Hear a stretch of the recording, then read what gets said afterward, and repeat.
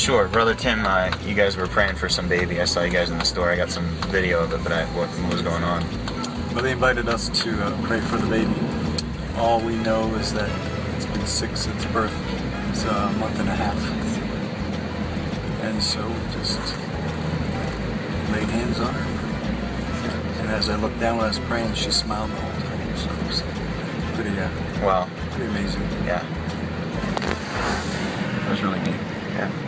That's why we're here. Yeah. The director wanted prayer for the mission itself and the support itself. Pastor did that. Oh, okay. Praying for the workers, the helpers, that the community, gathers around, support, the ministry and stuff like that. And that the ministry grows. Bigger.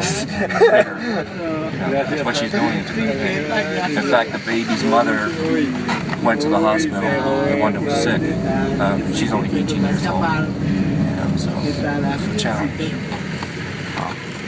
Not quite a testimony, but more of the word of encouragement as well.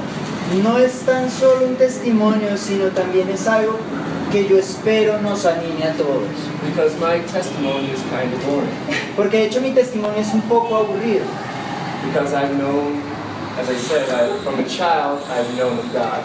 But it wasn't until about the time I was 14 or 15 years old that I invited him into my life to really know God. But I didn't understand completely everything that meant.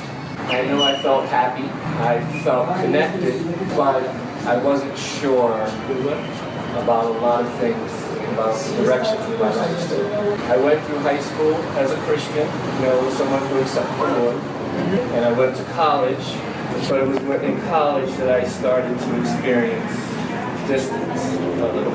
Partly because what I realized is that I was not walking, while I was a Christian and I read the Word, I was not walking in the Spirit. To explain it a little better, I'll go back to the verse that kind of changed it for me, which is in Galatians 5:13. It says, "You, brothers and sisters, were called to be free." So what I did understand is that as a Christian, I was no longer under the law. But the verse explained something that I didn't understand at the time.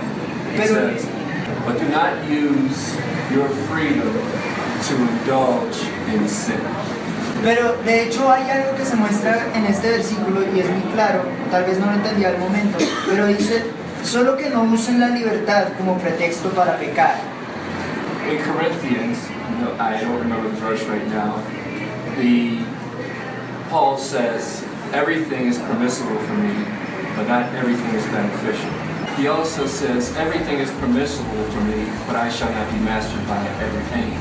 After that, in my life, I learned to walk in the Spirit, because walking in the Spirit keeps me away from all the things that were bad for me.